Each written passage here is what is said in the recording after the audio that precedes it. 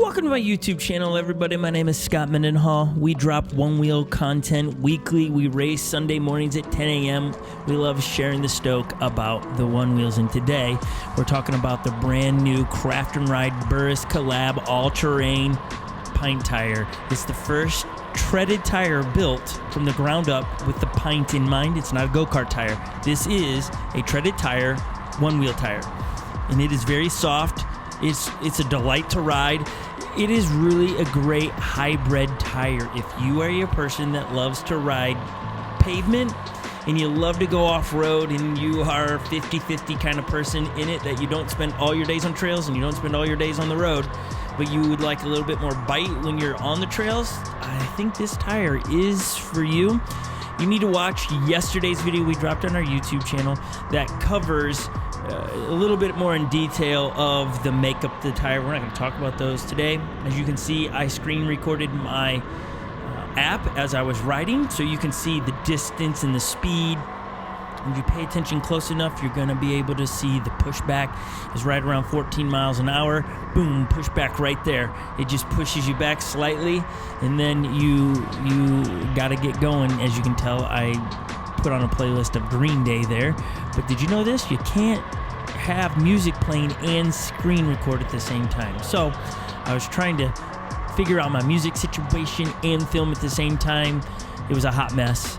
I never got my music to go with the ride. However, we did get the video footage going up a little hill here at 12 miles an hour. Like I said before, it is a good hybrid tire to just drop into off-road situations like I'm going to do right here. And the ground is frozen here in Minnesota, so when I'm just trying to get used to the tire. I'm coming from the treaded tire from Hoosier, as I almost nosedived there. It is soft in the makeup of the tire, but I pumped it up to 20 PSI, which is the most I've ever pumped up any of my tires on the XR or the Pint. And when I got to the frozen, I mean, it's frozen, okay, it's frozen here. It's not the tire, it's just frozen. It's a bit of a bumpy ride. And again, it was a bit difficult for me to manage everything. I had a phone in one hand because I didn't want the screen to go to sleep. And I had a camera in another hand trying to make sure I film correctly for everybody and then don't get hit by a car. I am stoked on this tire. I'm hitting the pavement here and carving left and right, and it falls into the turns really, really nice. With the rounded edges, it makes carving really fun and easy.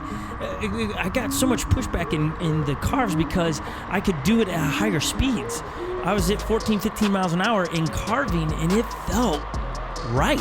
It didn't feel sketchy. It didn't feel anything but just right. Craft and Ride and Burris, you guys did a really good job on this tire. Sadly, for those that are listening right now, they're sold out. You can place an order at Craft and Ride, and they have another shipment coming out in a couple weeks. So if you're on the fence, you want it for Christmas, you need to get your order in now so you can get your hands on this tire. It was an enjoyable ride for sure. Somebody wrote in one of the comments below in the last video, and it would be really cool to see the tire and not have a fender on there. I totally agree with that.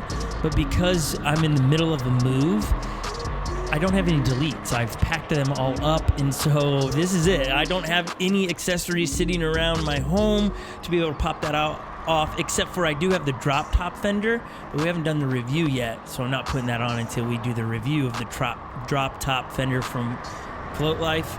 It looks sick, okay? I can't wait to put it on and ride it because if it holds up, meaning it can handle the beating, it's going to be the perfect scenario for my situation where I love riding without the fender most of the time.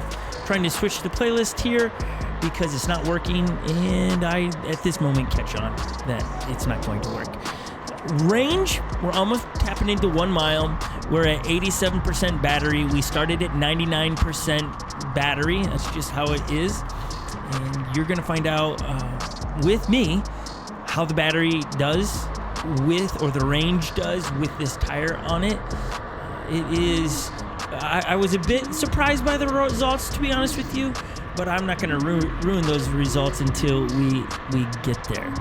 I hope everyone is doing great where you are watching this. If you're watching on a cell phone, if you're watching on iPad, TV, and thank you for watching our content. We love being able to drop videos about One Wheels and share the stoke. And thank you for those companies that have sent your stuff to us for us to do reviews on and to share with everybody. We don't take that lightly. We love being able to share people's stories and be able to inform a community. And then we really love racing together on Sundays. If you've not seen any of our races, in my opinion, that's the bread and butter of this channel. It's entertaining. It'll put a smile on your face. 3 of my friends and I, we get out and we race. Every Sunday at 10 a.m., we just race. And they're always unique scenarios. We're always trying to put a smile on your face. We have this new race that we do. It's called a foxtail race, which is super fun and dangerous. We just filmed that yesterday. And that's when I rode this tire with my normal PSI, around 15 PSI in it. And I was really, first impressions of the tire, disappointed in it because it rode, it didn't ride with the speed I wanted it. It felt sluggish and not responsive. It felt heavy when I was on terrain. So I was really disappointed, and I thought, okay, maybe I need to pump it up. And so I came home, put 20 PSI in it, and rode it again, and it felt so much better. It is a tire that requires a lot of PSI, and that's because of the rubber compound. The makeup of it is super soft. The Hoosier tire that I had on here before, and that was just a go-kart tire, that tire is super hard. The compound is just stiff, and so you didn't need much air in it. You could ride lower pressure, still get top speed and range out of it. It's just different makeups, and so it does take a little bit of time to sort out the necessary PSI of a tire. This is a golf range, hitting it. And I noticed here with the softer ground now and the softer tire, and the edges of this tire are not square, they're very round.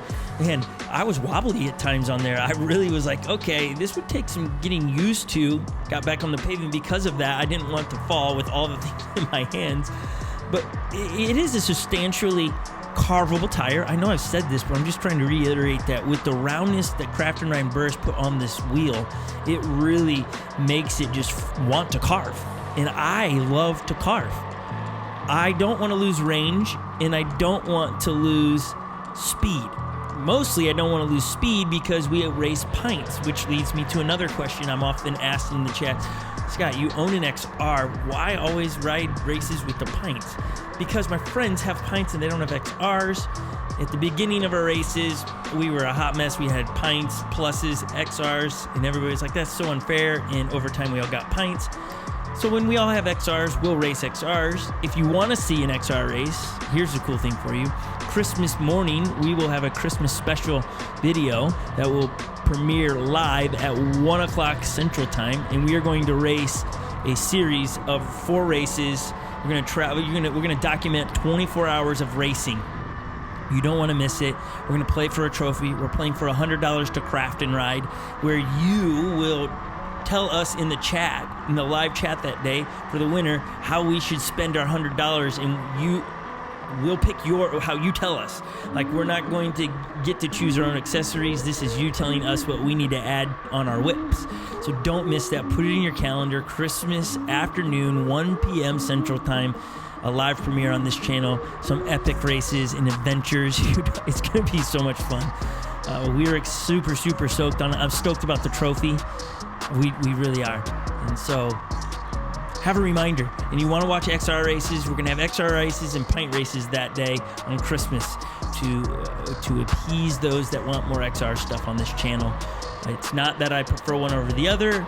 And then also with product reviews. When it comes to product reviews on this channel, when people send stuff, we review it. And when stuff is newly released, review it. And just happens to be right now, a lot of the new accessories are coming out for the pint and not the XR. So there's no preference in it, and it's not because I like one or the other. It's simply because of what's coming out, and my friends race the pints. Now let's check into the battery percentage here. We're 2.1 miles in, and we're at 68%. And we're in rolling hills here. When we're back here on this trail, yes, it's paved, but it is up and down. And now we're going to transition in a moment into dirt, and we're going to test out the treaded tire in some loose dirt. This is just a loop in my backyard that I will miss. I go around the lake in the backyard, but I'm super stoked about where we're going to be moving because of the ramp ideas we have and the videos we will create where we have heaps of space to do it. So new videos to drop in the new year that are going to be pristine and fun, and you're going to get to watch all of my kids rocking and rolling on their pints. It's just going to be good. So stay tuned for all of those things. Again, you can see I hover around 14, even 15 miles an hour. A lot of times when we race, a lot of people want to know, well, what is your speed when you're racing? We tend to ride through the pushback because it's about winning. And so you'll see us top out 16, 17, 18 miles an hour sometimes. And if you're asking, how do you do that? I can't tell you because I don't want to be responsible for you nosediving and falling into pavement or ground. But there is a trick to ride through pushback. I don't know if it's the safest, but nonetheless, as we go over the bridge, over the lakes are frozen here in Minnesota. I'm just waiting for more white stuff to hit the ground as we are about to hit that loose gravel here in a second. And I said this earlier when I hit the grass, and the wheel is a soft compound, but because the PSI goes up, it is a bumpier ride, I feel like. Like, I had foot fatigue, and I normally don't.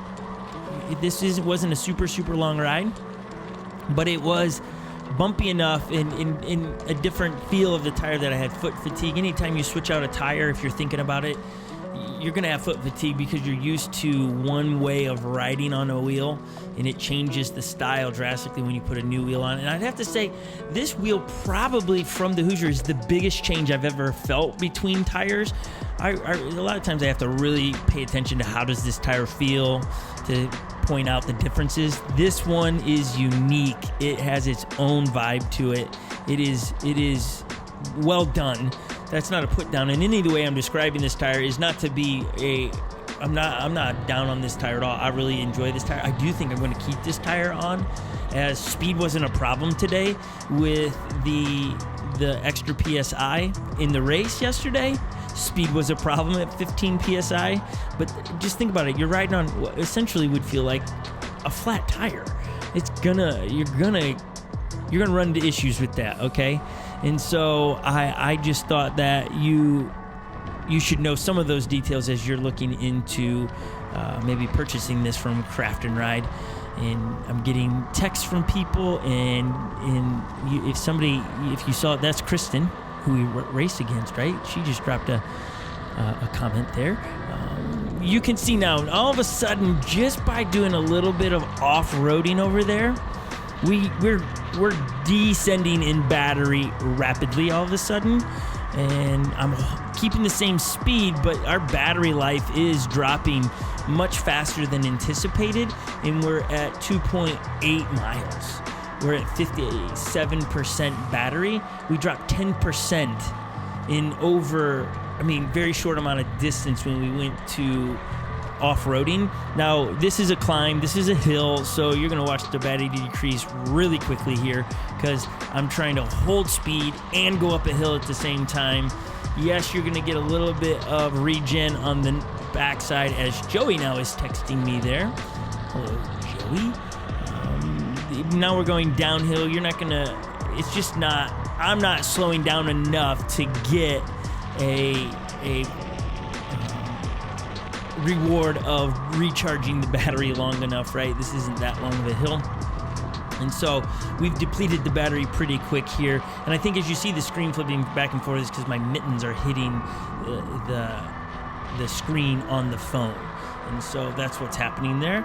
And so finishing off on this uneven pavement, and holding speed is no problem, but it is eating through the battery. We're at 3.1 miles now.